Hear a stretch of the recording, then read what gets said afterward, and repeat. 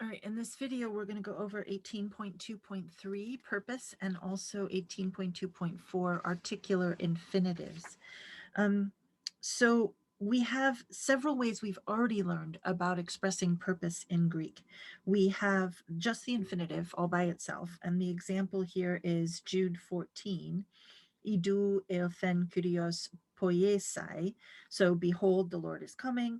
And why is the Lord coming? The Lord is coming to execute, to do. In other words, poieo is the verb, to do krisin, justice, katapanton, against everyone. So it's just an infinitive, poiesai, all by itself. But sometimes, as we learned in the chapter on subjunctive, we can express purpose with hina plus the subjunctive. I want to show you this sentence on a diagram because it has enough verbs that it's a good review of the verbs we've learned so far, because there's a lot of them. So we have epoiesen, he made, and then the 12. And then why did he make them? So here we have a purpose clause that's hina plus the subjunctive. This is the subjunctive of Amy. So he made the 12 in order for them to be with him, so that they would be with him, something like that. And also so that apostele, he might send them, another subjunctive, and autus, accusative plural. So he's going to send them, direct object of apostele, so that he might send them. And why is he going to send them? And here we have two infinitives that are purpose clauses that are just infinitive with no he now plus the subjunctive. He sent them to preach and to have exousian, authority. And why do they need authority? They need authority to throw out ekbalein, so another infinitive, to throw out ta daimonia, the demons, so to cast out the demons. So I just wanted to show you the way these verbs are each embedded in one another. We have an infinitive clause under an infinitive clause. We have two infinitive purpose clauses joined by kai that are subordinate to a hina purpose clause with subjunctive. That one is coordinated with another hina with subjunctive clause, and all of that is dependent on an aorist verb. So that can happen as well. All right, moving on to the art. Wait, before I move on though, I want to look at the next, at footnote 7 on page 205, because here we have another summary of purpose clauses, only Duff has added eis to plus infinitive and pros to plus infinitive.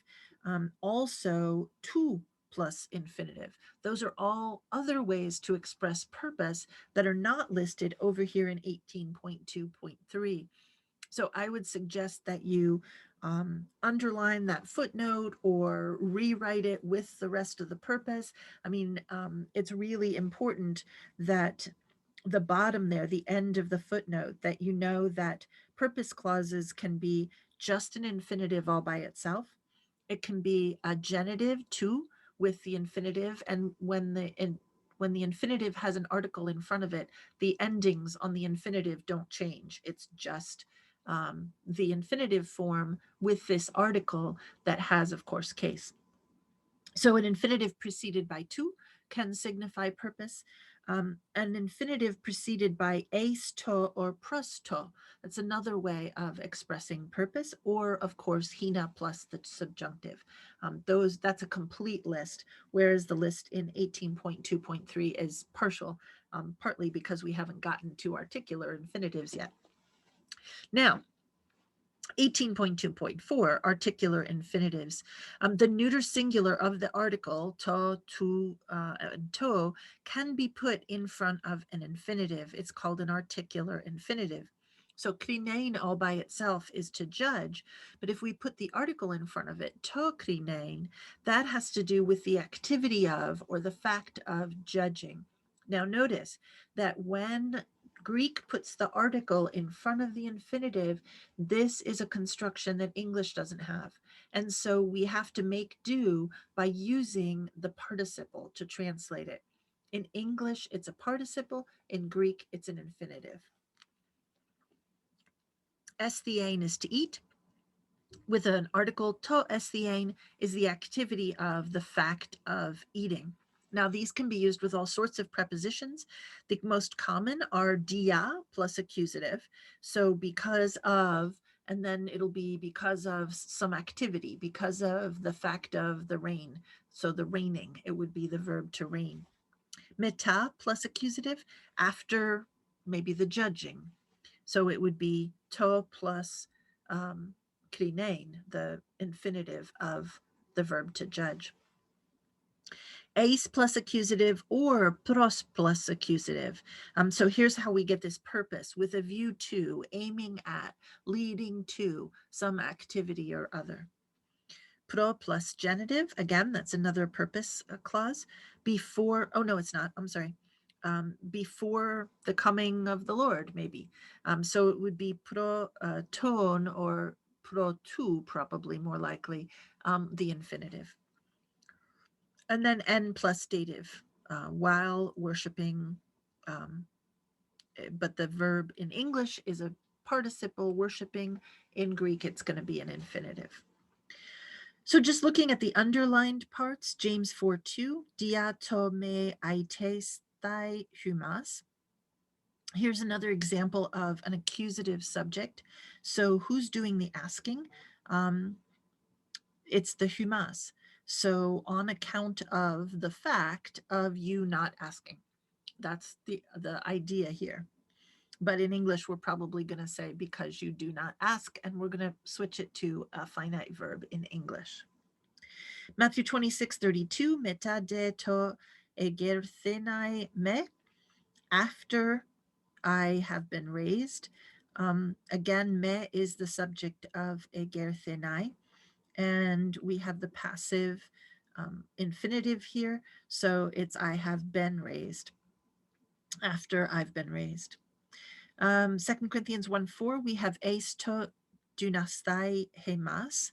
Again, we have another accusative subject of the infinitive, so that we might be able to, and so it's dunamai, right? So dunamai is going to take another infinitive, which we see there, parakalein. We might be able to encourage. And here we're going to keep the infinitive. The next one, Galatians 2:12, sort of drop out the gar, and the 4 here, we have pro tu elthein tinas. Again, we have tinas, which is the subject of the infinitive. Before some people came, before certain people came. And then ento speirein is as he sowed. So in the activity of sowing is as he sowed, is how we translate that. I'm glad that Duff included the last one. These forms don't always have accusative subjects with them. You saw 4 examples where they do, but they don't always. So that last one shows you that there isn't always an accusative subject, but when there's a subject, it'll be in the accusative, and you'll have to look at the meaning to figure out if it's the subject or the direct object of the verb. All right, that's it for 18.2.4. Be sure and work on the halfway practice, and we will do that together. Send me an email or a WhatsApp or online to ask me any questions.